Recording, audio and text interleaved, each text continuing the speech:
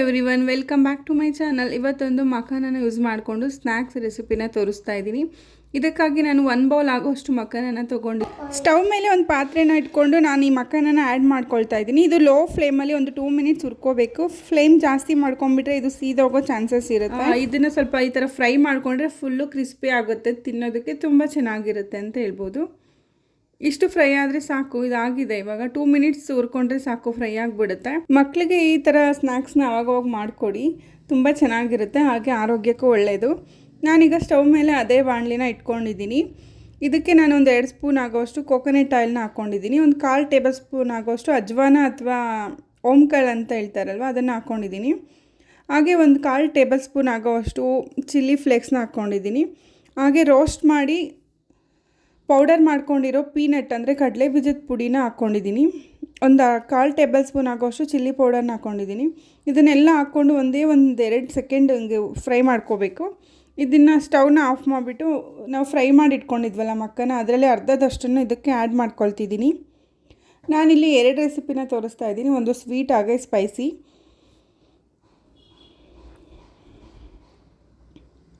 ಹಾಗೆ ಇಲ್ಲೊಂದು 1/4 table spoon ಆಗೋಷ್ಟು ಉಪ್ಪನ್ನ ಆ್ಯಡ್ ಮಾಡ್ಕೊಳ್ತಿದ್ದೀನಿ.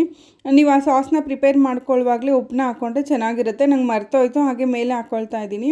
ಅದರೊಟ್ಟಿಗೆ ಹಾಕ್ಕೊಂಡು ಮಿಕ್ಸ್ ಮಾಡಿಕೊಂಡ್ರೆ ಉಪ್ಪು ಖಾರ ಎಲ್ಲ ಚೆನ್ನಾಗಿ ಹಿಡಿಯುತ್ತೆ. ಇಷ್ಟೇ, ಇದು 2 ಮಿನಿಟ್ಸಲ್ಲಿ ಪ್ರಿಪೇರ್ ಆಗಿಬಿಡುತ್ತೆ. ನೋಡಿ ಎಷ್ಟು ಚೆನ್ನಾಗಿ ಕಾಣಿಸ್ತಿದೆ ಅಲ್ವಾ, ಟೇಸ್ಟ್ ಕೂಡ ಅಷ್ಟೇ ಚೆನ್ನಾಗಿರುತ್ತೆ, ಆರೋಗ್ಯಕ್ಕೂ ತುಂಬ ಒಳ್ಳೆಯದು. ಮಕ್ಕಳಿಗೆ ಈ ಥರ ಲಂಚ್ ಬಾಕ್ಸ್ಗೂ ಸ್ನ್ಯಾಕ್ಸಿಗೆಲ್ಲ ಇದನ್ನು ಕೊಟ್ಟು ಕಳಿಸ್ಬೋದು, ಚೆನ್ನಾಗಿರುತ್ತೆ. ಹಾಗೆ ಇವಾಗ ಅದೇ ಮಕ್ಕಳನ್ನ ಯೂಸ್ ಮಾಡಿಕೊಂಡು ಸ್ವೀಟ್ ರೆಸಿಪಿನ ಮಾಡ್ತಾಯಿದ್ದೀನಿ.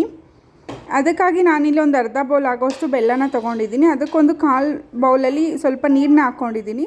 ಈ ಬೆಲ್ಲ ಕರಗಿದ ಮೇಲೆ ಇದಕ್ಕೆ 1 ಸ್ಪೂನ್ ರೋಸ್ಟ್ ಮಾಡ್ಕೊಂಡಿರೋ ಬಿಳಿ ಎಳ್ಳನ್ನ ಹಾಕ್ಕೊಳ್ತಾ ಇದ್ದೀನಿ. ಹಾಗೆ ನೋಡಿ, ಇದು ಚೆನ್ನಾಗಿ ಒಂದು ಸರಿ ಮಿಕ್ಸ್ ಮಾಡ್ಕೊಳ್ಳಿ. ನೋಡಿ ದಪ್ಪ ದಪ್ಪ ಗುಳ್ಳೆ ಬರ್ತಿದೆಯಲ್ಲ, ಆ ಥರ ಬಂದರೆ ಸಾಕು. ಒಂದೇಳೆ ಪಾಕ ಆ ಥರ ಬರಬೇಕಂತ ಏನಿಲ್ಲ. ನೋಡಿ ಇವಾಗ ಇದನ್ನು ಆ್ಯಡ್ ಮಾಡ್ಕೊಳ್ತಾ ಇದ್ದೀನಿ. ಆ್ಯಡ್ ಮಾಡಿಕೊಂಡು ಚೆನ್ನಾಗಿ ಒಂದು ಸರಿ ಮಿಕ್ಸ್ ಮಾಡ್ಕೊಳ್ಳಿ. ಮೇಲೆ ಸ್ವಲ್ಪ ನಾನು ಪೀನಟ್ ಪೌಡರ್ನ ಹಾಕ್ಕೊಳ್ತಿದ್ದೀನಿ, ರೋಸ್ಟ್ ಮಾಡಿ ಪೌಡರ್ ಮಾಡಿರೋದು. ಇದರಲ್ಲಿ ಪೀನಟಲ್ಲಿ ಐ ಪ್ರೋಟೀನ್ ಇರುತ್ತೆ. ಪೀನಟ್ ಬಟರ್ ಎಲ್ಲ ನೀವು ಡಯಟ್ ಮಾಡೋರಿಗೆಲ್ಲ ಒಳ್ಳೆಯದು ತುಂಬಾ. ಮಖಾನದಲ್ಲಿ ನ್ಯೂಟ್ರಿಯೆಂಟ್ಸ್ ರಿಚ್ ಆಗಿರುತ್ತೆ, ವೆಯ್ಟ್ ಲಾಸ್ಗೆ ತುಂಬ ಹೆಲ್ಪ್ ಮಾಡುತ್ತೆ. ಇದರಲ್ಲಿ ಕ್ಯಾಲ್ಶಿಯಂ ಕೂಡ ತುಂಬ ಜಾಸ್ತಿ ಇರುತ್ತೆ. ಬ್ಲಡ್ ಶುಗರ್ ಇರೋರಿಗೆ ಇದರ ಬ್ಲಡ್ ಶುಗರ್ ಲೆವೆಲ್ನ ಕಮ್ಮಿ ಮಾಡುತ್ತೆ.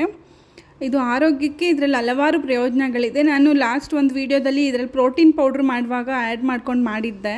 ಆ ವಿಡಿಯೋ ನೋಡಿಲ್ಲ ಅಂದರೆ ಇವಾಗಲೇ ನೋಡಿ. ಇಷ್ಟೇ, ಇದು ರೆಡಿ ಆಗಿಬಿಡುತ್ತೆ ಒಂದು 2 ಮಿನಿಟ್ಸಲ್ಲಿ. ಅದು ಸ್ಟವ್ನ ಆಫ್ ಮಾಡ್ಕೊಂಬಿಟ್ಟು ಮತ್ತೆ ಮಕ್ಕನ ಹಾಕಿ ಮಿಕ್ಸ್ ಮಾಡ್ಕೋಬೇಕು. ಅದು ನೀಟಾಗೆಲ್ಲ ತಣ್ಣಗಾದ್ಮೇಲೆ ಕ್ರಿಸ್ಪಿಯಾಗಿ ಚೆನ್ನಾಗಿರುತ್ತೆ ತಿನ್ನೋಕ್ಕೆ. ನೀವು ಚಿಕ್ಕದಿರುವಾಗ ಪುರಿ ಉಂಡೆನೆಲ್ಲ ತಿಂದಿದ್ರೆ ಅದೇ ಥರ ಇರುತ್ತೆ ಇದು ಟೇಸ್ಟು.